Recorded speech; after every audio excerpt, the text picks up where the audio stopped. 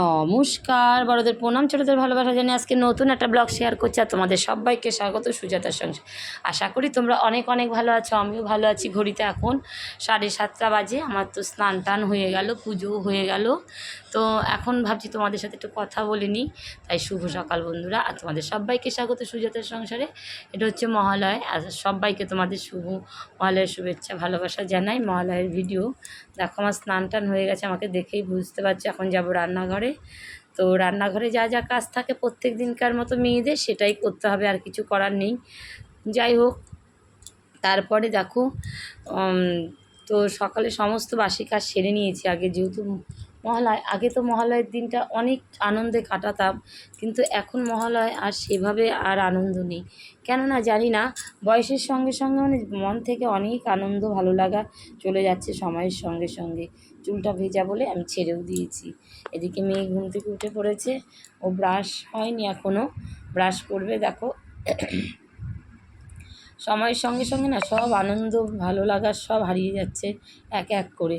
বয়সের ভারে না সময়টাই এমন, বুঝতে পারি না। হ্যাঁ, আর কোথাও এখন সেভাবে আনন্দই করার মানসিকতা নেই। এদিকে দেখো, মেয়ে আমার রেডি, বাসি জামা কাপড় ছাড়িয়ে দিয়েছি। দেখো, এই বইগুলো নিয়েছে, ওর হাত থেকে ধুপ ধুপ করে পড়ে যায়। এতগুলো বই, আবার একটা পুতুল, কী করে নিয়ে হাঁটবে বলো তো সিঁড়ি দিয়ে? ও এমনই করে প্রত্যেক দিন সকালবেলা বসে, যখনই নিচে যাবে রান্নাঘরে বসে ওকে পড়াই। যেহেতু সকালটা আমি সময় দিতে পারি না, সেই কারণে দেখো রান্নাঘরে চলে এসেছি। আগের দিন যা সবজি করেছিলাম, এনেছিলাম, সেগুলো আর গুছানো হয়নি। ফ্রিজের বক্সে ঢুকাবো, তাই ঢেলে রাখছি। দেখো এইটুকুনো সবজি, তাই 300 টাকার সবজি এখানে। কি সবজির দাম বুঝতে পেরেছো? সাধারণ মধ্যবিত্ত বাঁচায় দায়, কী করে বাঁচবে সবাই, সেটাই হচ্ছে ব্যাপার। আর দেখো, না খেয়েও তো থাকা যায় না, খেতেই হয়। বেঁচে থাকতে গেলে তো খেতেই হবে, সেই কারণেই। যাই হোক, এই কটা নিয়ে এসেছি, আবার যখন লাগবে আর কটা আনতে হবে। এইভাবেই চলে আর কি সারাদিন। তারপরে দেখো, রান্নাঘরের কাজে যা যা কাজ আছে সেগুলোর মধ্যে ঢুকে পড়েছি। সকালে চা করবো, শ্বশুরমশাইয়ের জন্য চা বসিয়ে দিয়েছি। গ্যাসে ভাত হবে, সেই কারণে ভাতটা, চালটা অনেক আগেই ধুয়েছিলাম, তো ভাতটাও বসিয়ে দিয়েছি। এবার চা হচ্ছে, আর আমার যা যা কাজ আছে সেগুলো। জানো তো, মেয়েটার হট করে কি হলো, আগের দিন ডাক্তারখানায় গেছিলাম, ডাক্তার বললো একটু পক্সের মতন হচ্ছে। তো বেশি না, 3টে মতো গোটা হয়েছে, তাই ওষুধ নিয়ে এসেছি, ওটাই খাচ্ছে। আর মা মেয়ে এখন সেদ্ধ ভাত খাচ্ছি, মুগ ডালের সঙ্গে সমস্ত সবজি দিয়ে সেদ্ধ করে, ওটাই খাবো আমি আর মেয়ে। ঘরের সমস্ত আর রান্না আছে, সেগুলো আর খাওয়া হবে না, এটাই খাবো। কেন বলো তো, আগে তো সন্তান, তারপরে অন্য কিছু, এই হচ্ছে ব্যাপার। তাই সমস্ত সবজিগুলো, একটু ডালটা আগে ধুয়ে নিই, এবার সেদ্ধ ভাজবো না, ডালটা সরাসরি বসিয়ে দেবো। এই দেখো, এদিকে চায়ের জল ফুটে এসছে, চাটা দেবো। আর যেহেতু নিরামিষ খেতে হবে, সেই কারণে অনেক বুঝে শুনে, ছোঁয়া নাড়া না লাগে মাছ মাংসের। আর এদিকে মেয়ে চলে এসছে, ব্রাশ করছে, তো মনে হয় ব্রাশ হয়ে গেছে। এখন ওকে তো ডাক্তার বলেছে দুধ, মিষ্টি, টক এগুলো দেওয়া যাবে না। এই যে শ্বশুরমশাইয়ের জন্য চা দিয়ে আসলাম। এই যে যা যা সেদ্ধ দেবো আমি আর মেয়ে খাবো, একটু কুমড়ো দেবো, গাজর দেবো, তারপরে তোমার কী বলে ওটাকে, ঝিঙে দেবো, পেঁপেটা দেবো না, আর আলু দেবো, কুমড়ো দেবো, এগুলোই সেদ্ধ দেবো। এ কটা অল্প অল্প দিতে গেলে অনেকটা হয়ে যাবে। তো খাবো আমি আর মেয়ে 3 বেলা, এতেই হয়ে যাবে। সঙ্গে ডাল ছিল, মুগ ডাল, মুসুরির ডাল তো খাওয়া যাবে না, সেই কারণে। যাই হোক, সবজিগুলো এখন বানিয়ে নিচ্ছি। আর তারপরে ওদের জন্য লাল শাক হবে, লাল শাকটাও বেছে নিচ্ছি। চলো তাহলে দেখতে থাকো, পুরো ভিডিওটা সঙ্গে থাকো।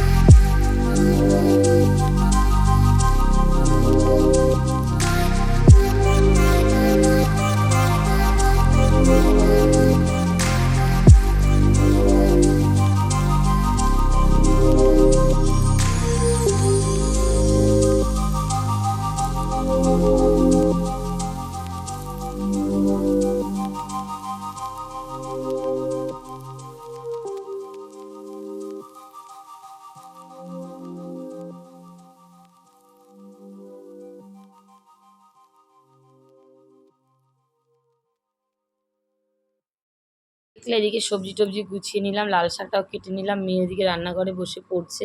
এবার আমি সবজির বক্সটা নিয়ে যাব। তারপরে আলুগুলো এনেছিলাম, আর আলু আর কী কী এনেছিলাম সেটা তো ঢালা হয়নি, গুছানো হয়নি। 5 কেজি আলু এনেছি, রসুন এনেছি, আর আদা এনেছি। বেশি এখন তো আদা বাজারে কচি আদা, বেশি আনলে নষ্ট হয়ে যায়, তাই 100 নিয়ে এসেছি, যে কদিন হয় হবে, আর বাদবাকিটা রেখে দেবো। এই যে 5 কেজি আলু আনলে কি বলো তো 32 টাকা করে পড়ে, আর নইলে 35 টাকা করে পড়ে। 5 কেজি মানে 3 পাঁচা 15 টাকা আমার সেভ হয়। তো 3 পাঁচা 15 টাকা কম নিল, সেই টাকা দিয়ে রসুন নিয়ে এসেছি। রসুনের দামও 30 টাকা শ। তো 100 নিয়েছি। যেদিন যেদিন নিরামিষ খাই সেদিন তো আর পেঁয়াজ রসুন লাগে না, সেদিন অন্য কিছু লাগে। তো সেই কারণে রসুনগুলো একটু রেখে দিই, আর আদাগুলো সব মিক্সারে পেস্ট করে রাখবো, নইলে নষ্ট হয়ে যাবে। এখন অনেকটা আদা পেস্ট করা আছে, তো সেগুলো থাকুক, ওগুলো শেষ হলে এগুলোকে আবার পেস্ট করে রাখবো, এই হচ্ছে ব্যাপার। তো রান্নাবান্না কমপ্লিট, সংসারের কাজ করে এবার যাচ্ছি বাজারে, দরকার আছে, বাজারটা করে আসি। তারপরে তোমাদের সাথে আবার দেখা হবে অন্য কোনো সময় নতুন ব্লগে, তোমাদেরকে সঙ্গে নিয়ে।